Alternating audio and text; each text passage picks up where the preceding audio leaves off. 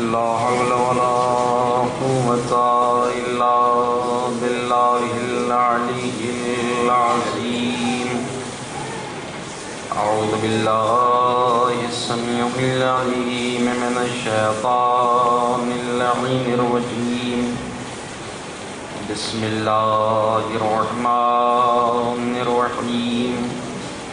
الحمد لله الذي علا في توحده ودنا في تفرده وجلا في سلطانه وعظما في أركانه وأحاط بكل شيء علما وهو في شأنه وقهر جميع الخلق بقدرته وبرهانه مجيدا لم يزل محمودا لا يزال بارئ المسموكات وداعي المدحوات وجبار الأرضين والسماوات والصلاة والسلام والتحية والإكرام على النبي الأمي المكي المدني القرشي الهاشمي مولانا ومقتدانا مولى الثقلين جد الحسنين أبي القاسم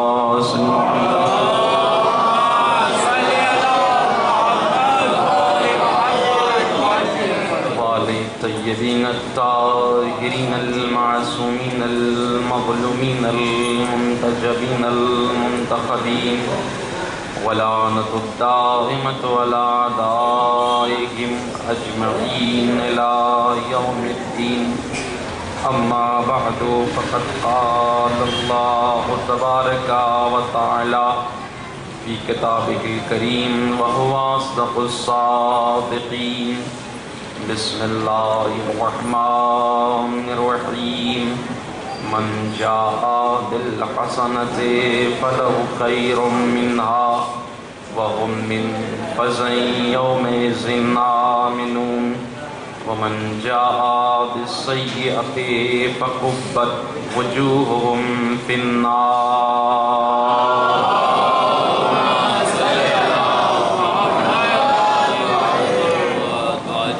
ایک مرتبہ سورہ حمد اور 3 مرتبہ سورہ اخلاص کی تلاوت فرما کر سید محمد سعید حیدر زیدی ابن سید محمد بخش زیدی مرحوم اور سیدہ نصرت فاطمہ زیدی بنت سید علی عباس زیدی صاحب کی روح کو، اور ایک سورہ فاتحہ سید آل اختر حسین ابن باسط حسین مرحوم، سید باسط حسین ابن لطیف حسین مرحوم اور طاہرہ بیگم بنت مشرف حسین مرحوم ان کی روح کو بھی ساتھ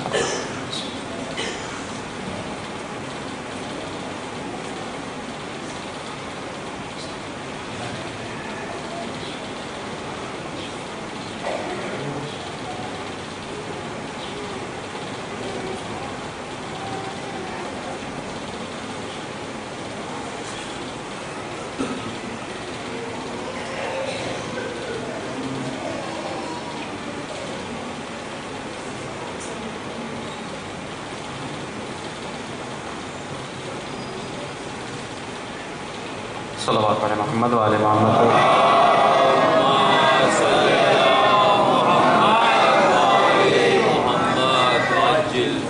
ہر انسان کی بنیادی خواہش یہ ہوتی ہے کہ انسان اپنے سماج اور معاشرے میں دائمی عزت کی نظروں سے دیکھا جائے. تو جب وہ اس خواہش میں مبتلا ہوتا ہے تو وہ یہ سمجھتا ہے کہ دولت وہ چیز ہے جس سے انسان دائمی عزت حاصل کر سکتا ہے، لیکن دولت کے حصول کے بعد وہ فوراً ہی اس نتیجے پہ پہنچ جاتا ہے کہ دولت وہ شے نہیں جس کے ذریعے سے دائمی عزت دار بنا جا سکے. پھر وہ دوسرے ہی لحظہ اپنے آپ کو حکومت کے حصول کی راہ پہ ڈال دیتا ہے، اور وہ یہ سمجھتا ہے کہ ہم نے اگر حکومت حاصل کر لی تو ہم دائمی عزت دار کے حقدار بن جائیں گے۔ لیکن حکومت کے حصول کے فوراً بعد یا تھوڑا پہلے ہی وہ اس نتیجے پہ پہنچ جاتا ہے کہ انسان کو دائمی عزت حکومت بھی نہیں دے سکتی۔ تو پھر وہ تاریخ انسانیت کا مطالعہ کرتا ہے اور دیکھتا ہے کہ انسان کہاں کہاں دائمی عزت کا حقدار بن گیا۔ تو سب سے پہلے وہ دولت مندوں کی ایک فہرست تیار کرتا ہے اور اس کی نظر قارون کے خزانوں پر جا ٹھہرتی ہے۔ تو وہ قارون کو دیکھنے کے بعد فوراً ہی اس نتیجے پہ پہنچ جاتا ہے کہ جب قارون دائمی عزت کا حقدار نہ بن سکا تو ہم کون ہوتے ہیں عزت دار بننے والے؟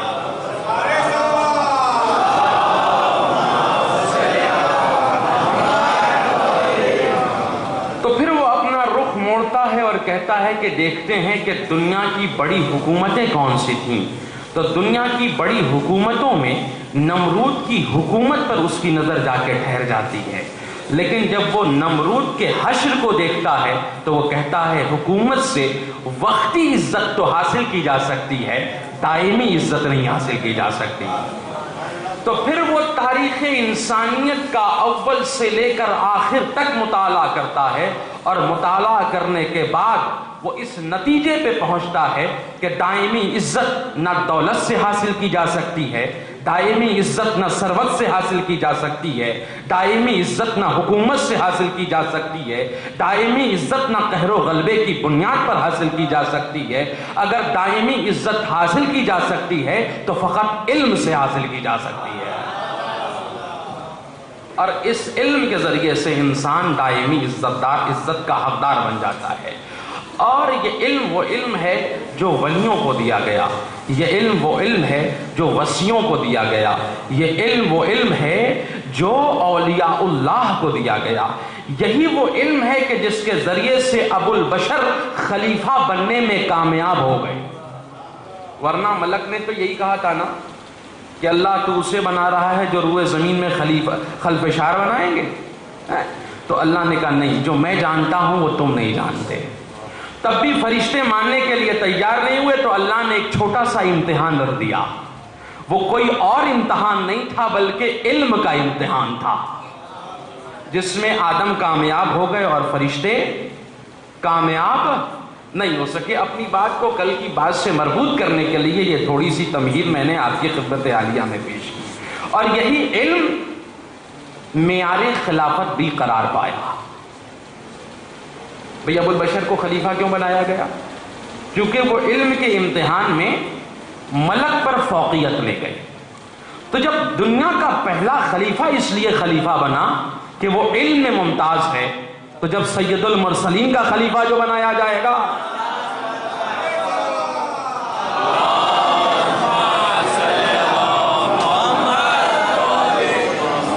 وہ جہالت کی بڑی اچھی بحثیں آج کل چل رہی ہیں، یوٹیوب پہ جائیے اور اخبارات میں یہ خبریں شائع ہو رہی ہیں۔ بڑے معتبر عالم نے کہا ہے کہ جو خلافتیں بانٹی گئی تھیں وہ علم کی بنیاد پہ نہیں بانٹی گئی تھیں، ایسے ہی بانٹ لی گئی تھی۔ تو بھئی وقت بہت بڑا منصف ہے، یقین جانیے کہ وقت سے بڑا انصاف کرنے والا کوئی نہیں ہے۔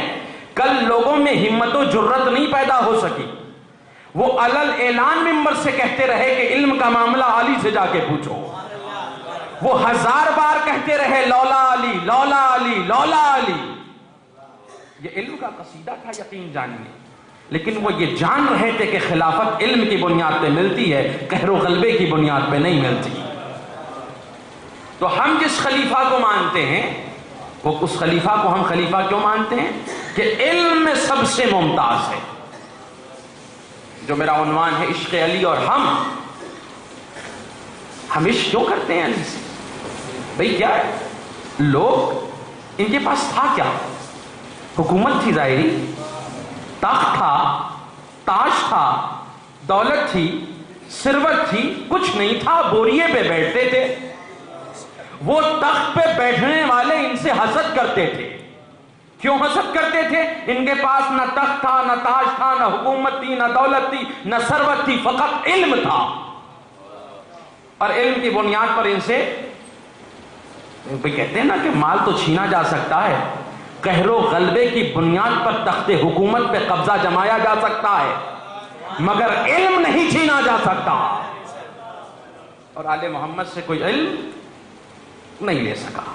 تو میں نے کل اپنی گفتگو میں کہا تھا کہ علی سے بڑا عالم اس کائنات میں کوئی نہیں ہے۔ جو ہمارا معشوق ہے، جس سے ہم عشق کرتے ہیں، اس سے بڑا عالم الا پیغمبر اسلام کے کوئی نہیں ہے، حتیٰ کہ پورے قرآن میں بھی کوئی نہیں ہے۔ پورے قرآن میں بھی کوئی نہیں ہے۔ یقین جانیے کتنا بڑا عالم ہے۔ نوح اولو العزم نبی ہے نا، پہلے اولو العزم نبی۔ وہ واقعہ آپ کو یاد ہے قرآن کا، جب انہوں نے کشتی بنائی، جب کشتی بنا چکے تو اللہ نے کہا سوار کر لو سب کو سوار کر لیا، بیٹا نہیں آیا۔ تو نوح نے کیا کہا؟ ان ابنی من اہلی وان وعدک الحق، اے اللہ یہ میرے اہل سے ہے اور تیرا وعدہ تو پورا ہوتا ہے، حق ہوتا ہے، میرے بیٹے کو کشتی پہ آ جانے دے۔ اللہ کا لہجہ بدل گیا، اللہ کہنے لگا انہو لیس من اہلک، یہ تیرے اہل سے نہیں ہے۔ تو ایک بات واضح ہو گئی کہ اہل سے ہونا اور ہے، بیٹا ہونا اور ہے۔ تو اب اگر کوئی نبی کا بیٹا بن کے اہل بیت نبی میں نہیں داخل ہو سکتا تو بیوی اہل بیت نبی میں کیسے داخل ہو جائے گی؟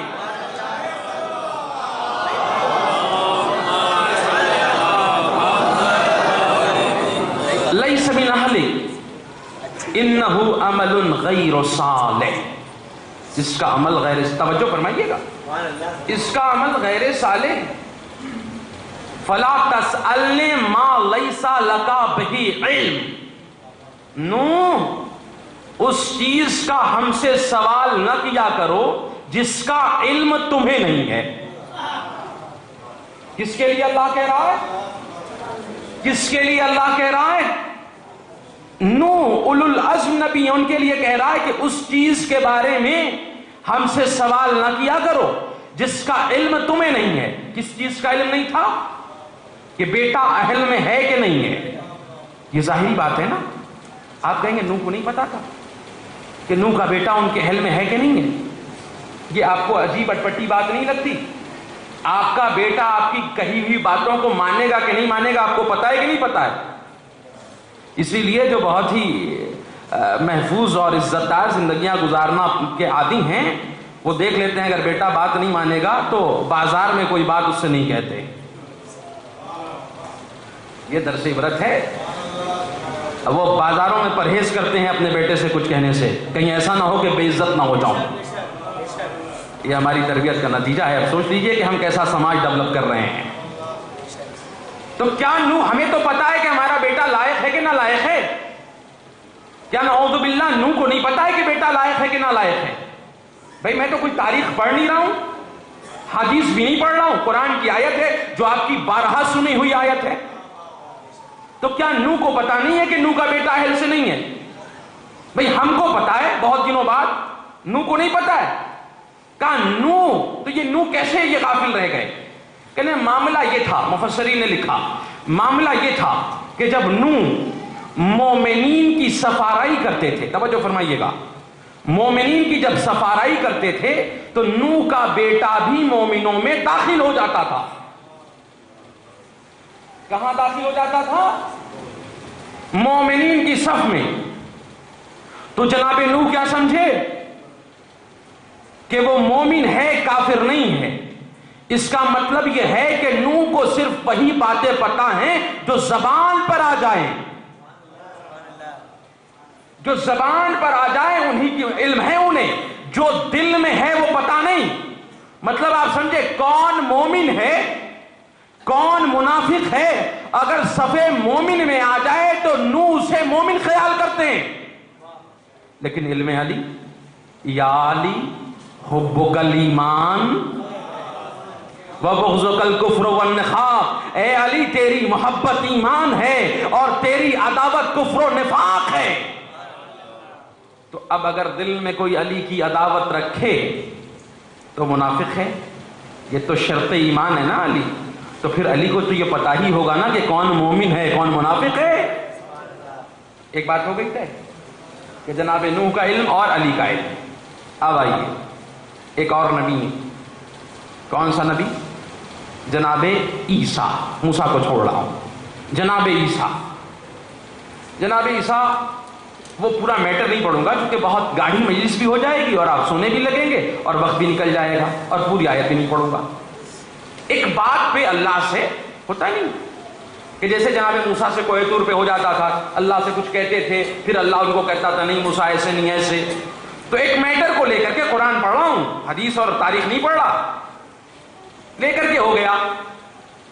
تو اللہ سے جناب عیسیٰ کہنے لگے فقد علمتہ, اے اللہ تو جانتا ہے ما فی نفسی, میرے دل میں کیا ہے اور میری مرضی میں کیا ہے, مگر لا تعلم ما فی نفسک, لیکن ہم یہ نہیں جانتے کہ تیری مرضی کیا ہے.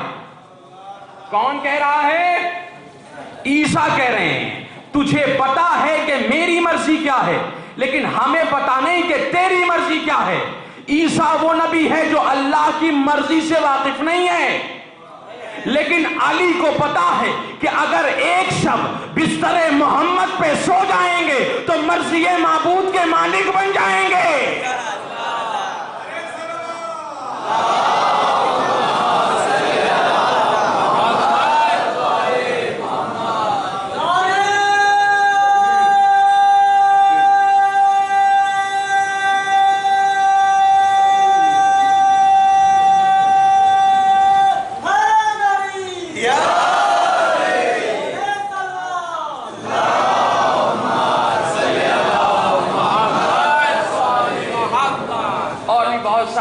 کے حالات اور واقعات قرآن میں مذکور ہیں لیکن قرآن میں علی سے بڑا کوئی عالم نہیں ہے.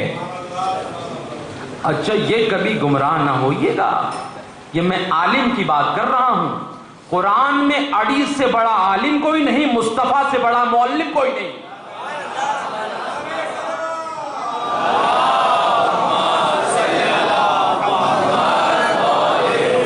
یہ تقصیر شان مصطفیٰ و علی نہیں ہے, یہ عالم ہیں تو وہ معلم ہیں.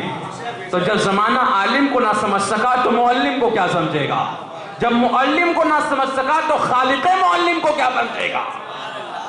پہلے ہم عالم کو تو سمجھ لیں, تو علی سے بڑا کوئی عالم قرآن میں نہیں ہے. ظاہر ہے کہ ان کی گھٹیوں میں علم پلایا گیا ہے. نبی نے اپنی زبان چسائی ہے, نبی نے اپنی زبان چسائی ہے. مولا فرماتے ہیں کہ اگر مجھے اللہ کا نبی ایک باب تعلیم کرتا تو میں اس سے 1000 باب کھول لیتا, اور جتنے بھی علوم اس دنیا میں ہیں سارے کے سارے علوم علی تک جاتے ہیں. حتیٰ کہ جو مصلے بھی بچھائے گئے ہیں نا چھٹے امام کے بعد, وہ سارے مصلوں کی نسبتیں علی تک پہنچتی ہیں. امام ابو حنیفہ شاگرد ہیں امام جعفر صادق علیہ الصلوۃ والسلام.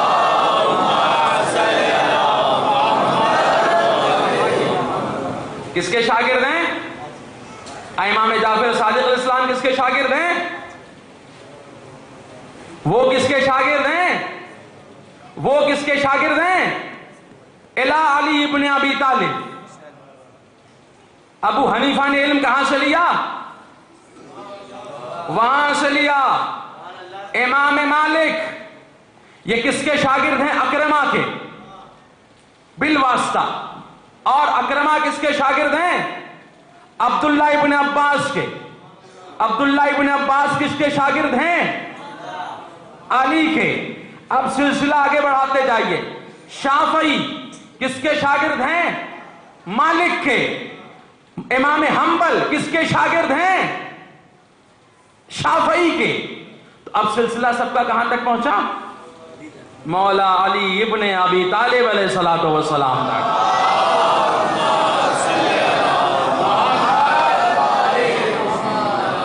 تو یہ مسلح بھی علم وہیں سے آئے ہیں. اچھا یہ جو علوم ہے نا سائنس وائنس میتھ ویت سب بیسک فارمولے علی نے دیے ہیں. اس لیے کہ مجھے اور بھی طرف جانا ہے لہذا میں ادھر نہیں جاؤں گا. بھئی کسی نے پوچھا مولا سورج کی مسافت کتنی, ہم تو چکرا جائیں گے, علی نے جواب دے دیا.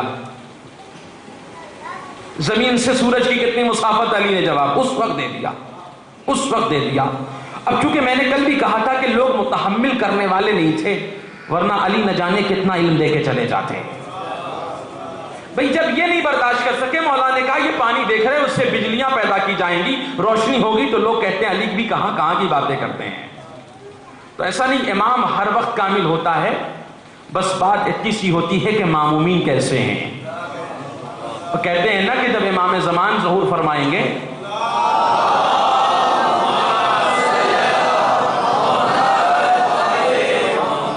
تو علم چاہے جتنا ترقی کر جائے 12 گنا علم میں اور اضافہ ہو جائے گا۔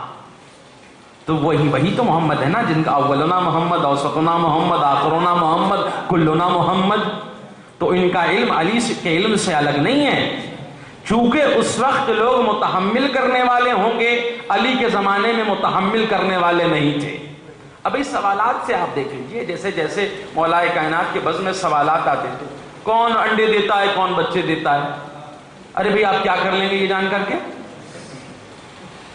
یہ آپ نے جان کے کر کیا لیا؟ کون انڈے دیتا ہے، کون بچے دیتا ہے؟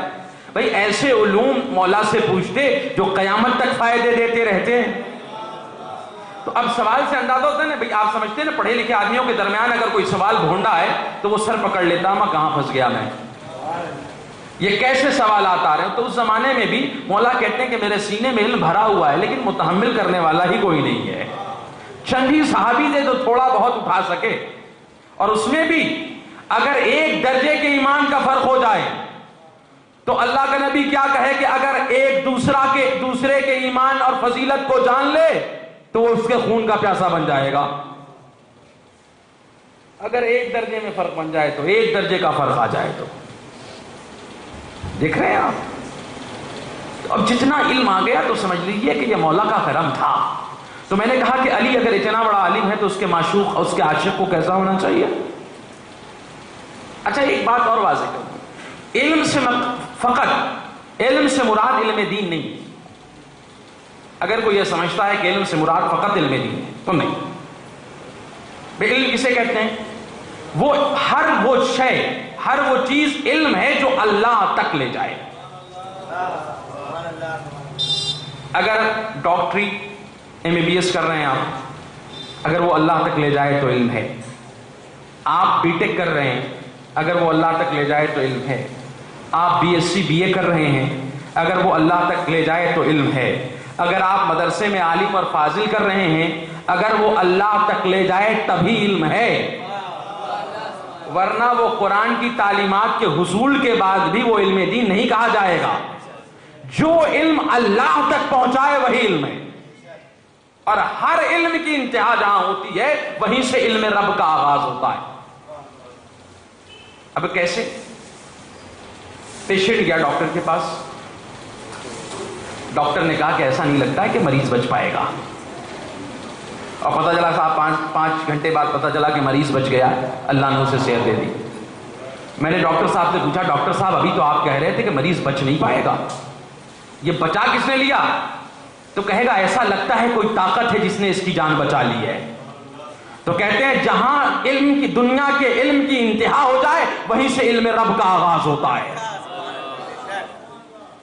اور جو علم اللہ تک لے جائے وہی علم ہے۔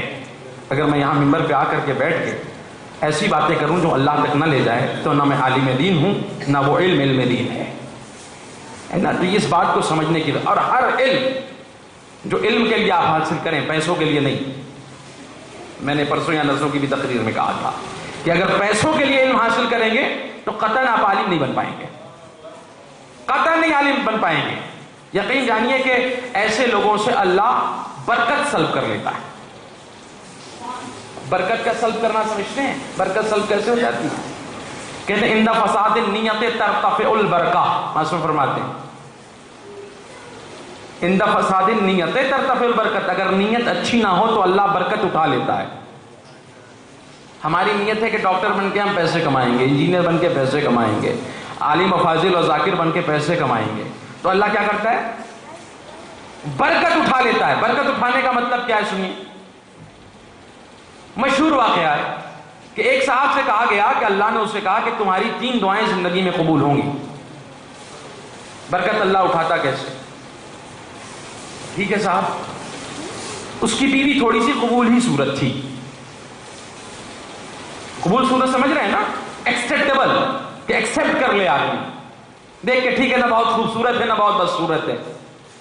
مصلی اس نے پٹ سے بچھایا، کہا پہلی دعا بیوی پر، خدایا میری بیوی کو دنیا کی حسین ترین عورت بنا دے. دعا قبول ہو گئی. اب ظاہر ہے کہ زمانہ حسن کا دیوانہ ہے، پریشانی ہو گئی اس کے لیے. اب کیا ہو، جینا دوبھر ہو گیا، محلے میں نکلنا بوالے جان. پھر اس نے مصلی بچھایا، خدایا میری بیوی کو دنیا کی بدصورت ترین عورت بنا دے. دعا قبول ہو گئی. بھیا بدصورت آدمی کے ساتھ رہنا بہت دشوار ہوتا ہے، وہ بھی بیوی جب ہو تو بار بار گھوم گھوم کے ادھر ہی دیکھیں گے، ہے نا. اب اس نے تیسری دعا کی کہ خدایا جیسی تھی ویسی ہی بنا دے. ان فساد النیت ترتفع البرکت، اگر نیت میں فساد ہو تو اللہ برکت اٹھا لیتا ہے. اللہ نے 3 دعائیں دی تھی، جہاں سے چلا تھا وہیں رہا.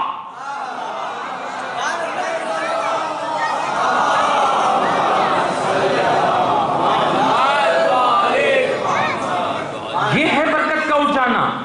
پیسے آ جائیں گے، نیت میں اگر فساد ہے تو پتا چلا کہ صاحب اگر نیت نیک ہوتی تو گھر بھی بن جاتا، گاڑی بھی خرید لیتے، بچے کی تعلیم بھی پوری ہو جاتی. پتا چلا کہ نیت میں فساد تھا، جیسے آیا اس سے زیادہ تیزی سے نکل گیا. اسی لیے معصومین فرماتے ہیں کہ اللہ سے اپنے رزق میں برکت مانگا کرو. 10 روپیہ آئے، 10 لاکھ نہ آئے، لیکن اتنی برکت آ جائے کہ ہمارا پورے دن کا خرچہ چل جائے. چنانچہ غالباً محسن قیراتی نے، غالباً نام نہیں یاد آ رہا، انہوں نے ایک واقعہ لکھا خلوص نیت کے سلسلے میں. لکھا کہ میں نے دیکھا کہ ایک ٹماٹر فروش، ٹماٹر بیچنے والا ٹماٹر بیچ رہا ہے، اور جتنے سڑے گلے ٹماٹر ہیں وہ اپنے ایک باسکٹ میں ڈال دیتا ہے، باسکٹ میں ڈال دیتا ہے الگ کنارے، اور جتنے اچھے ٹماٹر ہیں سب بیچ رہا ہے. اگر اس کو لگتا ہے، جیسے ہوتا ہے نا آپ خرید رہے ہیں کوئی چیز تو گھما گھما کے دیکھتے ہیں آپ کہ تھوڑا سا بھی اگر نشان ہے اس پر تو ہٹا دیتے ہیں آپ. تو یہ کام بجائے یہ کہ خریدنے والے کریں، وہ کام خود کر رہا ہے، خود یہ کام کر رہا ہے.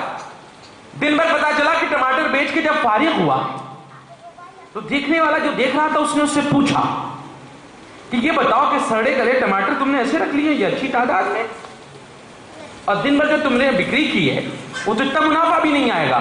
کہنے لگا حضور والا اللہ میرے ان پیسوں میں اتنی برکت دیتا ہے کہ ان پیسوں کے ختم ہونے سے پہلے اللہ دوسرا پیسہ بھیج دیتا ہے. عند فساد النیت ترتفع البرکت، اگر نیت بری ہے تو اللہ برکت اٹھا لیتا ہے. لہذا نیت کو خالص کیجئے تاکہ اللہ زندگی میں برکت بھر دے.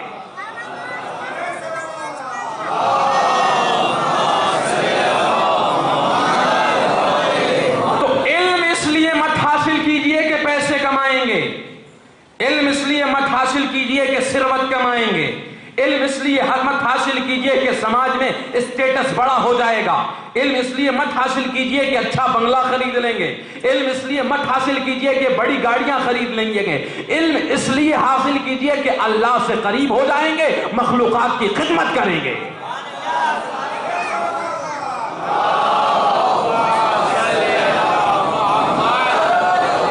جب علم اس نیت سے حاصل کیا جائے گا تو اللہ دولت بھی دے گا، اللہ ثروت بھی دے گا، اللہ عزت بھی دے گا، اللہ مکان بھی دے گا، اللہ بلندیاں بھی دے گا. اس لیے کہ اللہ برکت دے دیتا ہے، برکت دے دیتا ہے. کبھی لائف میں ان چیزوں کو اپنا کے دیکھیے گا کہ برکت کیا ہے اور برکت کا ختم ہونا کیا ہے. نیت کو خالص کر لیجئے، کبھی دیکھیے کہ کیسے برکتیں آتی ہیں. بہت چھوٹا اماؤنٹ ہوگا، کہتے ہیں نا عمر میں برکت. ضمناً بات عرض کر رہا ہوں، علماء فضلاء جو ہمارے ماسلف علماء ہیں، کتنی کتابیں بھیا، فلاں کتاب 127 جلد، فلاں کتاب 150 جلد. ہم تو یہاں سوچ نہیں پاتے. جو لکھنے پڑھنے کے لوگ عادی ہیں وہ جانتے ہیں کہ ایک آرٹیکل، اچھا آرٹیکل لکھنے میں 2-3 مہینے صرف ہو جاتے ہیں. ایک کتاب لکھنے میں، آج کے 21ویں صدی کی بات ہے، یہ اس زمانے کی بات نہیں کر رہا ہوں، 21ویں صدی کی بات کر رہا ہوں، جہاں آپ کے پاس کمپیوٹر ہے، لیپ ٹاپ ہے، کاتب آپ خود ہی ہیں، میٹیریل کہیں سے بھی اکٹھا کر سکتے ہیں، نہیں ملے گا نیٹ پہ مل جائے گا، یہاں لائبریری وہاں لائبریری، آنا جانا بہت آسان ہے، ٹرینوں سے جہاز سے آپ آ جا سکتے ہیں. تب بھی ایک اچھی کتاب تیار کرنے میں 3 سے 4 سال کا وقت لگ جاتا ہے، ایک کتاب. لیکن وہاں 127 جلد. اگر جانا ہے تو جہاز سے، بحری جہاز سے، ریت میں جانا ہے، 6 مہینے جانے میں لگ رہا ہے، 6 مہینے آنے میں لگ رہا ہے. اے اللہ، ان کی عمر اتنی طولانی کیسے ہو گئی؟ پتہ چلا 100 سال جیے، 80 سال جیے، 60 سال دیے. کتابیں کتنی ہیں؟ کہا 300 کتابیں تو غیر مطبوعہ ہیں، جو چھپی نہیں. تو کہتے ہیں اگر نیت پاکیزہ ہو تو اللہ اتنی برکت دے دیتا ہے، اتنی برکت دے دیتا ہے کہ اسے لگتا ہے کہ ایک آدمی کی زندگی نہیں، 1000 آدمیوں کی زندگی جی کے جا رہا ہے. ایسے برکت آتی ہے. تو علم اس لیے حاصل کیجئے کہ اللہ سے قریب ہوں. کوئی بھی ہر علم اللہ سے قریب کرتا ہے، بشرطے کہ اللہ کے لیے حاصل کیا جائے. تو یہ علم ہے، علی کا علم، جس کے ہم عاشق ہیں. اور ایسا نہیں کہ صرف یہ علم علی تک رہا، وہ جو ان کے 2 غیر معصوم بچے ہیں نا، ان کے بھی علم کا جواب نہیں. کیونکہ میں ادھر اس لیے چلا گیا کہ آپ بہت جذباتی ہو جاتے ہیں چند ناموں سے. تو وہ بھی شخصیتیں جاہل نہیں ہیں، نعوذ باللہ. عالمۃ غیر معلمہ، ثانیہ زہرا. اور وہ ان العباس زق العلم زقا.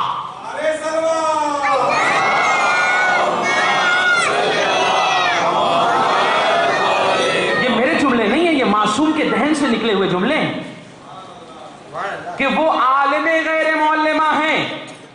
مولا عباس، ان کی گھٹیوں میں علم پلایا گیا ہے، علم پلایا گیا. ان کے علم کا، چونکہ ہم شجاعت کی ان کی بات تو کرتے ہیں لیکن علم کی طرف نہیں جاتے، علم کی طرف ہم ان کے نہیں جا پاتے، گفتگو نہیں کر پاتے ہیں. لیکن بہت بڑا عالم ہے میرا مولا.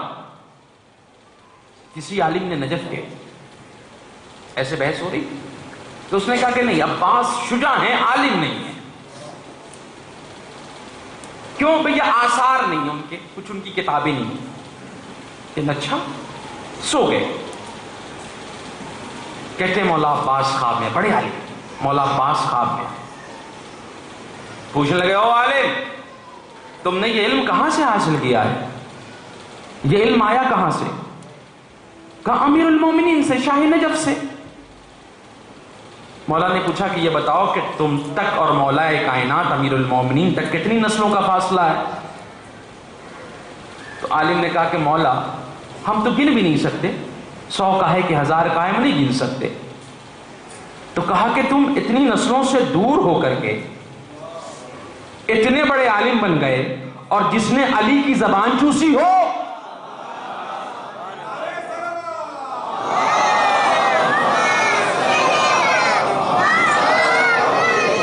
وہ کتنا بڑا عالم ہوگا؟ زبان چوسنے کا مطلب آپ سمجھتے ہیں؟ 10ویں امام کا زمانہ ہے، ایک امام کے صحابی ہیں. دیکھا بیٹھے ہوئے مولا کے دربار میں، ایک ہندوستانی سے، اپنے ہی ملک سے ایک آدمی گیا، اور مولا اس سے اس کی زبان میں گفتگو کر رہے ہیں، ہندی. جو چلا گیا نا تو تعجب میں پڑ گیا، مولا کیا آپ ہندوستان گئے ہیں کیا؟ کہا یہ ایسی بہکی بہکی باتیں کیوں پوچھ رہے ہو؟ کہا مولا آپ ہندوستانی زبان میں باتیں کر رہے تھے. مولا نے کہا وہ امام ہو ہی نہیں سکتا جو تمام مخلوقات کی زبان نہ جانتا ہو.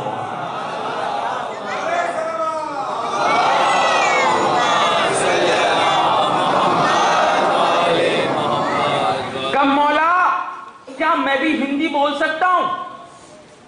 کیا مجھے بھی آ جائے گی؟ زبان کا کریز ہوتا ہے نا، ہر آدمی چاہتا ہے کہ 2-4 زبانیں جان لے تاکہ، اچھا وہ تو خیر صحابی ہیں، ان کی بات نہیں، اپنی بات کر رہے ہیں. 2-4 زبانیں اگر آدمی جان لیتا ہے تو ہونس زمانے میں، اب اچھا انگلش بھی، اچھا فرینچ بھی، اچھا فارسی بھی، اچھا عرب، 5 زبان کے مالک ہیں صاحب. تو اس وقت بھی زبان سیکھنے کا کریز تھا. مولا کیا مجھے ہندی آ سکتی؟ تو اس وقت کہتے ہیں کہ 70 زبانیں بولی جاتی تھیں. کتنی زبانیں؟ مولا نے کہا تو ہندی نہیں بلکہ 70 زبانوں کا مالک بن سکتا ہے. مولا کیسے؟ خوشی کے مارے کیوں؟ کہا دیکھو باہر کنکڑی ہے، کل لے آؤ. کنکڑی لے آیا. مولا نے ہلکا سا لعاب اس پہ لگایا، ہلکا سا لعاب لگایا. کہا اسے اب بس منہ میں رکھ لے اپنے اور نکال دے. کہتے اس نے منہ میں رکھا اور نکالا، 70 زبانوں کا مالک بن گیا. تو اگر کوئی 10ویں معصوم 10ویں امام کے لعاب کو اپنے زبان پہ رکھ لے تو 70 زبانوں کا مالک بن جائے، اور جس نے عالم کل کتاب کی زبان چوسی ہو تو اگر اس کے لیے معصوم کہیں ان العباس زق العلم زقا، اس سے گٹیوں میں ایسے پلایا گیا ہے جیسے ایک پرندہ اپنے بچے کے منہ میں دانے چگاتا ہے. یہ تو جوانی کی بات ہے نا، بچپنے کی بات سنیے مولا کی. کہتے ہیں مولا بیٹھے ہوئے تھے، حضرت علی پڑھا رہے تھے. کہنے لگے بیٹا کہو واحد. مولا نے کہہ دیا ایک. کہا قل اثنین، بیٹا کہو دو. چپ ہو گئے. بیٹا دو کیوں نہیں کہتے؟ پھر چپ رہے. مولا کا اصرار بڑھا. پتہ ہے بابو الہوائی نے کیا جواب دیا؟ بابا جس زبان سے ایک کہا ہو اس زبان سے دو کہتے اچھا نہیں لگتا. یہ بچپنا ہے زق العلم زقا کا. اب وہ عالم غیر معلمہ جو ہے نا فوراً حجرے میں داخل ہوں. دیکھیں علم ہے، داخل ہوں. پوچھا کہ بابا جان کیا آپ مجھے محبت کرتے ہیں، مجھ سے پیار کرتے ہیں؟ اچھا بتائیے کوئی بیٹی اگر باپ سے یہ سوال کرے تو باپ کیا کہے گا؟ کیوں نہیں بھئی، کون ایسی چیز تجھے دکھ گئی کہ جسے لگتا ہے کہ میں تجھ سے محبت نہیں کرتا؟ علی کا بھلا کیوں نہیں؟ تو پتہ ہے عالم غیر معلمہ نے کیا جواب دیا؟ بابا جان ایک دل میں اللہ کی محبت اور اولاد کی محبت ساتھ نہیں رہ سکتی. بچوں سے محبت نہیں کی جاتی ہے، مہربانی کیا جاتا ہے.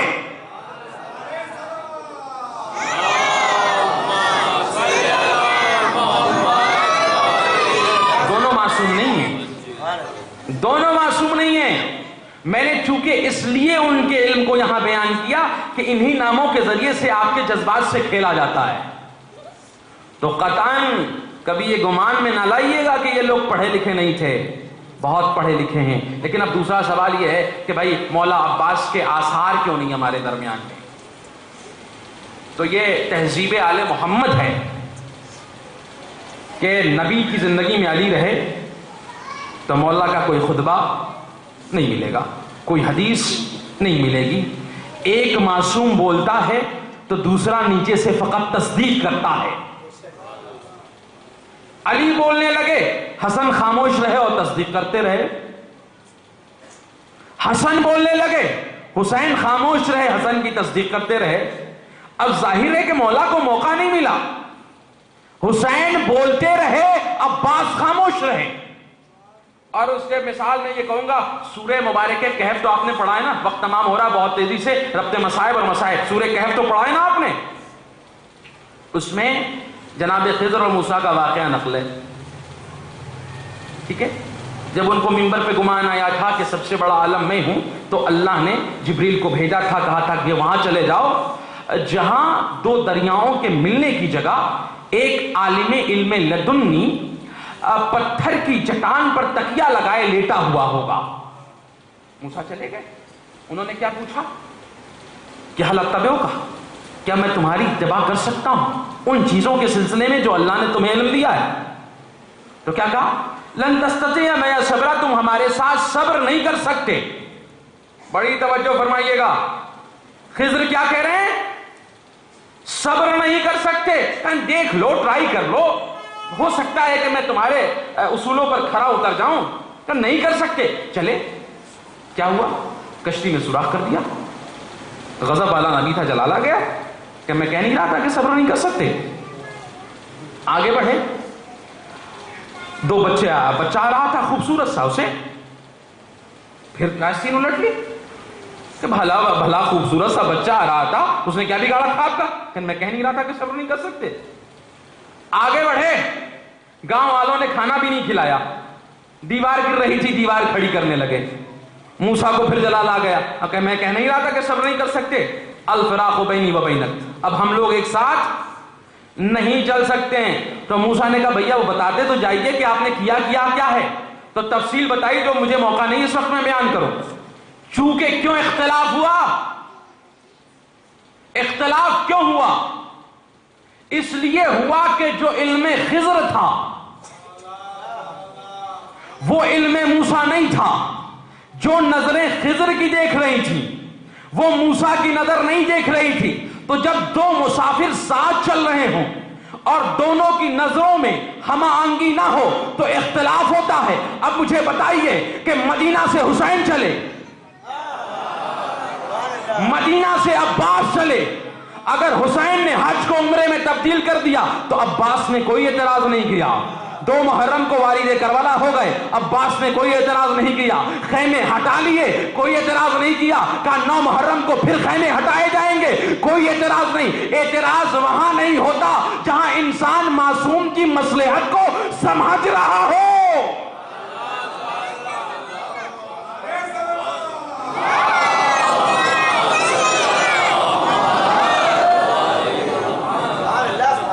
یہ معصوم نہیں ہیں، مگر جن کا آپ ماتم کرتے ہیں وہ عالم ہیں، جن کا آپ سوگ مناتے ہیں وہ عالم ہیں.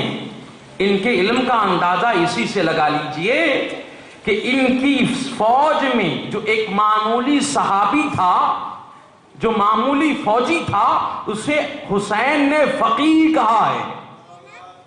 تو جب عام فوج کا مرد فقیہ ہو تو علمدار کے علم کا اندازہ لگاتے رہیے کہ علمدار کتنا بڑا عالم ہوگا. تو جس کا آپ ماتم کر رہے ہیں، جس کے آپ سوگ میں بیٹھے ہیں، وہ پورا خانوادہ علم کا ہے، وہاں جہالت نہیں. تو ہمیں کیا چاہیے کہ اگر ہم سچے عاشق ہیں علم کے تو جہالت سے دور جائیں، علم سے قریب جائیں، تاریکی سے دور جائیں، روشنی کے قریب جائیں، تاریکی سے دور جائیں، نور سے قریب جائیں. پھر روحانی کوئی مرض ہمارے قریب نہیں آئے گا، پھر ہم اللہ سے قریب ہو جائیں. علم ہی ہے جو انسان کو اللہ سے قریب کر دے گا. یہ پورا خانوادہ، اور یہی نہیں کہ صرف ان کے بچوں میں، جو بھی خانوادے میں آیا، حتیٰ کہ مسلم ابن عقیل بھی، ان کا شمار بھی جاہلوں میں نہیں ہوتا. اب سوچ لیجئے کہ جسے امام اپنا سفیر بنا کے بھیج رہا ہے. سفیر کا مطلب تو سمجھتے ہیں نا کہ تمام ایبیلٹیز، تمام صلاحیتیں ہونی چاہیے. بھئی کوفے کے لوگ اگر علمی سوالات کریں تو اس کا بھی جواب دے سکے، اور شجاع بھی ہونا چاہیے کہ اگر تلوار کی ضربیں پڑنے لگیں تو اس کی کاٹ کرنے والا ہو. تبھی تو کہا تھا نا کہ تو ابن زیاد سمجھتا کیا ہے، کسی سبزی فروش کے مدِ مقابل میں ہمیں بھیجا ہے. یہ ہاشمی خاندان کا فرد ہے. اللہ، یہ ہے مسلم ابن عقیل. کوفے میں جامع شہادت نوش کر لی، لیکن ان کے بچوں کے سلسلے میں چونکہ ابھی یتیمان مسلم کا تابوت برآمد ہونا ہے. 2 روایتیں. ایک روایت تو یہ ہے کہ اپنے دونوں بچوں کو، محمد و ابراہیم کو، جناب مسلم اپنے ساتھ لیتے گئے تھے. اور دوسری روایت یہ ہے کہ تاراجی خیمے کے بعد وہ بچے راستہ بھٹک گئے تھے. راوی کہتا ہے کہ وہ روایت جو سفیر امام حسین مسلم ابن عقیل اپنے ساتھ لیتے گئے تھے، جب انہوں نے دیکھا کہ زمین کوفہ تنگ ہوتی جا رہی ہے تو انہوں نے قاضی شریح کے حوالے دونوں بچوں کو کر دیا. دیکھو ان ہمارے دونوں بچوں کو کسی صحیح اور سلامت جگہ پہ پہنچا دینا. قاضی شریح خود تو نہیں گیا، لیکن اس نے اپنے بیٹے کو بلایا اور کہنے لگے بیٹا دیکھو کوفے سے باہر ایک قافلہ ٹھہرا ہوا ہے جو مدینہ جانے والا ہے، اور کسی امین آدمی کے حوالے ان دونوں بچوں کو کر دینا.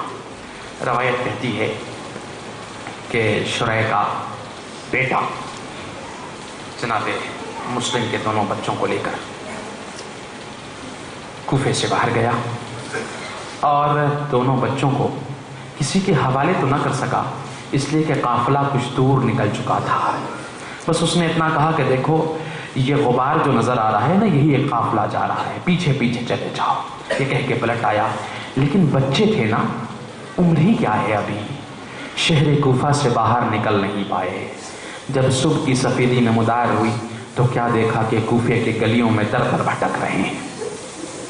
اللہ، چونکہ آج ہم کئی شخصیتوں کو پرسا دینے کے لیے آئے ہیں۔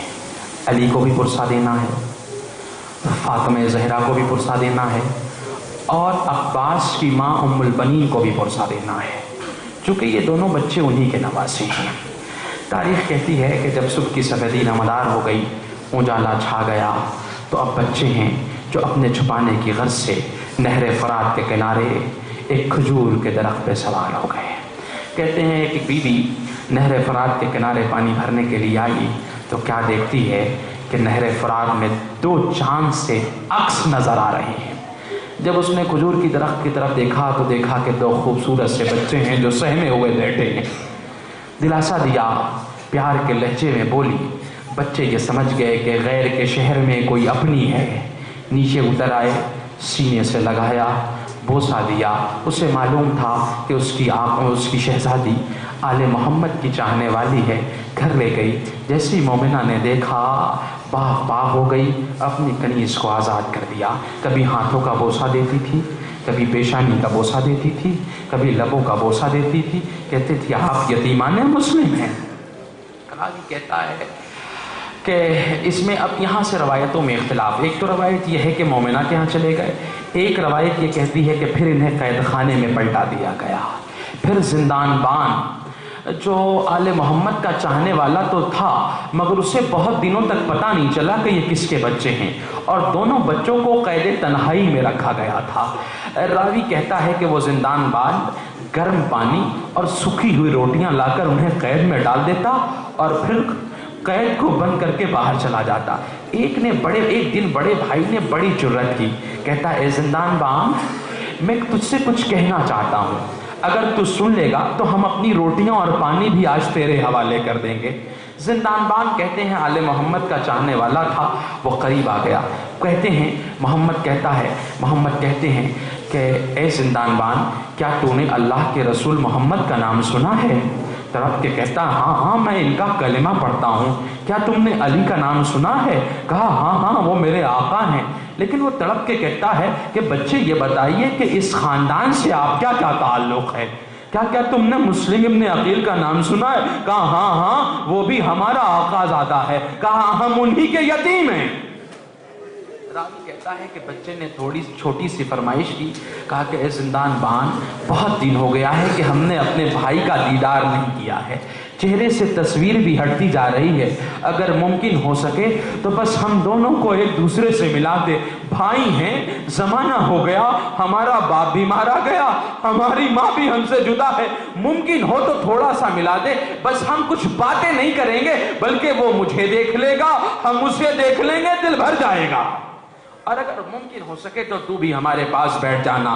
روایت کہتی ہے کہ آل محمد کا چاہنے والا تھا، جیسے اس نے سنا کہ یہ خاندان عصمت و طہارت کے فرزند ہیں، قدموں پہ گر گیا، شہزادے ہماری سفارش اللہ کے رسول سے کر دیجئے گا، ہم آپ کو پہچان نہیں سکے، گستاخی معاف۔ وہ راوی کہتا ہے کہ تالا کھول دیا، کہا شہزادے آپ آزاد ہیں، جہاں جانا چاہیں چلے جائیں۔